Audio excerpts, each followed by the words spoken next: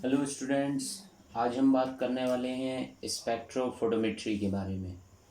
जैसा कि आप सभी जानते हैं, स्पेक्ट्रोफोटोमेट्री जो है उसमें हम बात करेंगे यूवी विजिबल स्पेक्ट्रोस्कोपी के बारे में। और ये जो स्पेक्ट्रोस्कोपी में अगर हम बात करते हैं यूवी और विजिबल स्पेक्ट्रम की, तो ये किस किस के बीच में लाया करता है? एक्सरे और इंफ्रारेड रेडिएशंस के बीच में। और उसके बीच में एक्सरे के बाद आता है यूवी रेडिएशन और देन आता है visible radiation, UV and visible radiation. Then अगर हम बात करें स्पेक्ट्रोस्कोपी क्या है, एक्चुअल में स्पेक्ट्रोस्कोपी वो स्टडी है जिसमें हम इंटरेक्शंस की स्टडी करते हैं। किसके बीच में? इलेक्ट्रोमैग्नेटिक रेडिएशन एंड मैटर के बीच में। इलेक्ट्रोमैग्नेटिक रेडिएशन और मैटर। और मैटर जो हो सकता है वो एटम हो सकते हैं, कोई मॉलिक्यूल्स हो सकते हैं, एटॉमिक स्ट्रक्चर और मॉलिक्यूलर आयन हो सकते हैं, कोई सॉलिड सब्सटेंस हो सकता है। इसके बेसिस पर हम बात कर सकते हैं। जबकि इसका जो यूज़ है स्पेक्ट्रोस्कोपी का, और इसका जो यूज़ होता है वो एब्जॉर्प्शन, इमिशन और स्कैटरिंग के बेसिस पर। किसका? इलेक्ट्रोमैग्नेटिक रेडिएशन का क्वालिटेटिवली और क्वांटिटेटिवली स्टडी हम इसमें कर सकते हैं किसी फिजिकल प्रोसेसेस में भी। देन अगर हम बात करें किसी स्पेक्ट्रोफोटोमेट्री में, तो ये जो है ये बेस्ड होता है pi pi transition and N pi star transitions के बेसिस पर। पाई पाई स्टार और एन पाई ट्रांजिशन, जैसा कि यहाँ फिगर में है, जो एनर्जी का लेवल है ये आपको समझ में आएगा, जिसमें हम बोल सकते हैं कि कोई भी जो पॉसिबल इलेक्ट्रॉन्स हैं वो जंप करते हैं पाई बॉन्डिंग से पाई स्टार एंटी बॉन्डिंग, और एन नॉन बॉन्डिंग से पाई स्टार एंटी बॉन्डिंग तक। तो इसको हम बोल सकते हैं ये वही ट्रांजिशन स्टेट है जिस पर स्पेक्ट्रोफोटोमेट्री बेस्ड होती है। जबकि स्पेक्ट्रोफोटोमेट्री का जो प्रिंसिपल है ये बेस्ड होता है बियर्स लैम्बर्ट्स लॉ पर। इसमें हम क्वांटिटेटिव मेजरमेंट्स कर सकते हैं। अगर बियर लॉ की बात करें तो बियर लॉ ये स्टेट करता है कि जिसमें कि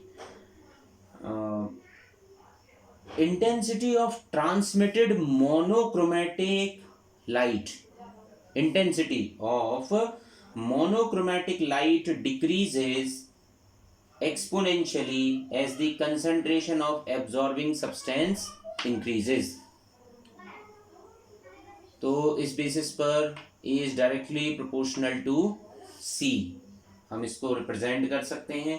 जबकि लैम्बर्ट्स लॉ रिप्रेजेंट करता है जिसमें किसी मोनोक्रोमैटिक लाइट को जब पास होती है किसी ट्रांसपेरेंट मीडियम से, तो intensity of transmitted light decrease होती है एक्सपोनेंशियली, जो कि थिकनेस ऑफ एब्जॉर्बिंग मटेरियल जो है वो इंक्रीजेस होता है। इसमें हम बात कर सकते हैं तो A is directly proportional to DL।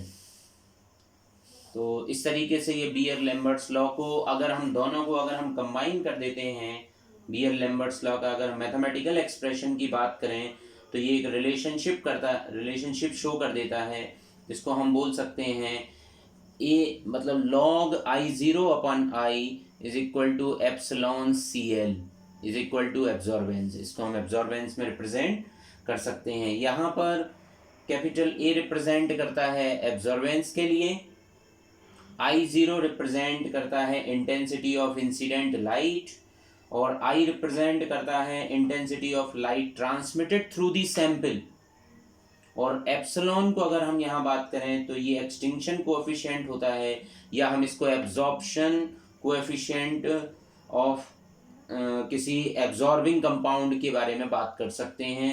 C concentration of absorbing material हो सकती है जो कि सैंपल्स में अवेलेबल होता है, और L वो रिप्रेजेंट करता है जो कि पाथ लेंथ, जिसको हम सेंटीमीटर में रिप्रेजेंट करते हैं।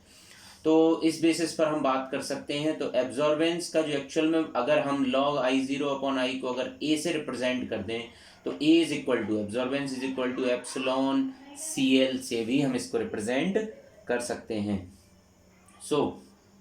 इस बेसिस पर अगर हम एप्सिलॉन को अगर हम absorbance of 1 mole of absorbing species की बात करें तो इसका फॉर्मूला कुछ ऐसे निकल के आता है कि A is equal to 2 minus log percentage T।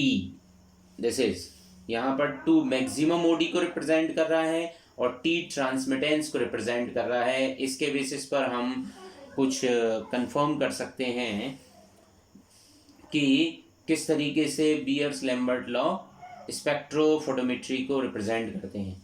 अगर हम इसके एक अगर क्वेश्चन को देखें कि ओडी वैल्यू अगर आपको दिया गया है 0.3 जो करस्पॉन्ड करता है 50% ट्रांसमिटेंस को, तो इसको आप कैसे प्रूफ करेंगे? इसमें ये रिप्रेजेंटेड है, अगर हम इस फॉर्मूले में अगर इस वैल्यूज़ को पुट करें तो absorbance is equal to 2 minus log 50, कितना ट्रांसमिटेंस है? 50% ट्रांसमिटेंस।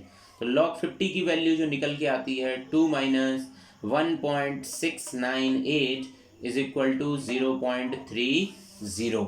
इस तरीके से ये करस्पॉन्ड करता है कि 50% ट्रांसमिटेंस है। देन अगर हम ओडी वैल्यू अगर फॉर 100% ट्रांसमिटेंस के लिए अगर हम एक और क्वेश्चन देखें तो ओडी क्या होगी? 100%, तो A is equal to 2 minus log 10 जिसको हम रिप्रेजेंट कर सकते हैं, तो A is equal to 2 minus 1, then OD will be 1। और इसमें जो एब्जॉर्बेंस निकल के आती है वो है 90%। तो इस तरीके से हम इस फॉर्मूले से इन कुछ क्वेश्चंस को सॉल्व भी कर सकते हैं। देन अगर हम इंस्ट्रूमेंटेशन की बात करें स्पेक्ट्रोस्कोपी में तो इसमें एक लाइट सोर्स होता है। लाइट सोर्स जो है जो कि क्वार्ट्ज से मेड ऑफ हो सकता है, जिसको हम समझ सकते हैं। देन इसमें अगर हम बात करें दूसरा है कॉलीमोटर होता है जो कि एक लेंस है, लेंस से लाइट निकलेगी यहाँ पर, फिर ये एक मोनोक्रोमेटर से पास होगी जो कि एक प्रिज्म है, प्रिज्म से कई सारी लाइट यहाँ से निकलेंगी, बट एक स्लिट जो है वो एक स्पेसिफिक लाइट को ही यहाँ से जाने देगा। और फिर यहाँ क्यूबेट में रखा हुए सैंपल से जो कि सैंपल सॉल्यूशन है जो कि क्यूबेट में है, इससे निकलने वाली लाइट जो होगी वो IT होगी, जिसको डिटेक्टर डिटेक्ट करेगा जो कि एक फोटो सेल है, इसको एम्पलीफायर एम्पलीफाई करेगा, रिकॉर्डर इसको रिकॉर्ड कर लेगा। तो ये बेसिक इंस्ट्रूमेंटेशन है स्पेक्ट्रोफोटोमेट्री में।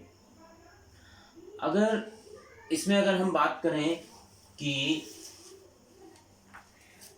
जो वैल्यूज़ हैं अगर हम इसका इंस्ट्रूमेंटेशन का कहाँ यूज़ कर सकते हैं तो एब्जॉर्प्शन स्पेक्ट्रा ऑफ बायोमोलिक्यूल्स इसकी मदद से निकाले जा सकते हैं। तो पहला एप्लीकेशन जो हमें निकल के समझ में आता है एब्जॉर्प्शन स्पेक्ट्रा ऑफ बायोमोलिक्यूल्स में, वो एक बायोमोलिक्यूल है प्रोटीन। अगर प्रोटीन का एब्जॉर्प्शन स्पेक्ट्रा की बात करें तो it shows absorbance at 280 nanometre due to the aromatic amino acid, और वो 3 एरोमेटिक अमीनो एसिड प्रोटीन्स में अवेलेबल होते हैं जिसके बेसिस पर एब्जॉर्प्शन स्पेक्ट्रा बनता है। वो है ट्रिप्टोफान जिसकी वेवलेंथ 280 नैनोमीटर पर, टायरोसिन 274 नैनोमीटर पर, फेनिलैलानिन 257 नैनोमीटर पर। तो अगर हम इसमें अगर एनर्जी बेस या एब्जॉर्प्शन स्पेक्ट्रा की बात करें तो इसमें जो पहली पीक आपको दिख रही है ये पेप्टाइड बॉन्ड को लेके हो सकती है, और जो हायर पीक दिखाई दे रही है वो इनकी रेंज को रिप्रेजेंट कर रहा है जो कि फेनिलैलानिन से लेके ट्रिप्टोफान तक रिप्रेजेंटेड है।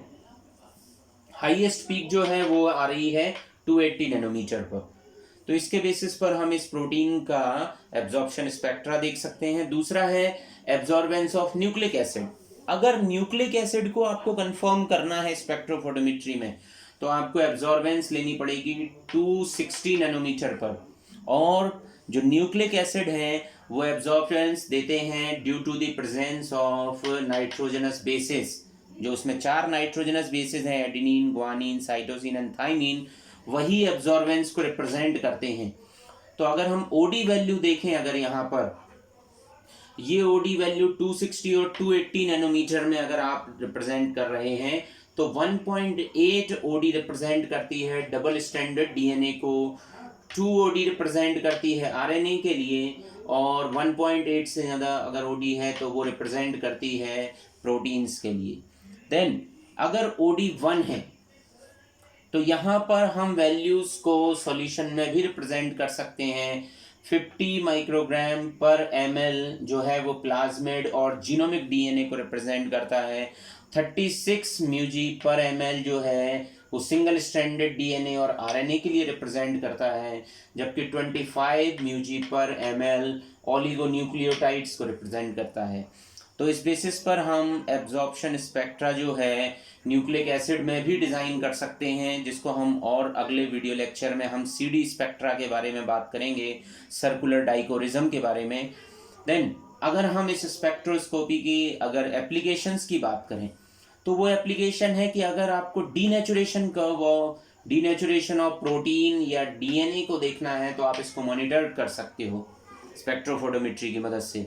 इसमें denaturation of double stranded DNA in single stranded DNA जो कि रिजल्ट करता है इंक्रीज इन एब्जॉर्बेंस को, इसको भी आप डिटेक्ट कर सकते हैं। प्रोटीन डीएनए की इंटरेक्शंस और थर्मोडायनेमिक्स स्टडी की भी आप आसानी से स्पेक्ट्रोफोटोमेट्री में स्टडी कर सकते हैं। और सबसे क्रूशियल रोल जिसको हमने यहाँ देखा है कि concentration of protein and DNA को भी मॉनिटर्ड किया जा सकता है। So this is about spectrophotometry. और हम आगे इसमें स्टडी कर रहे होंगे इसमें जो है CD स्पेक्ट्रा के बारे में। So thank you.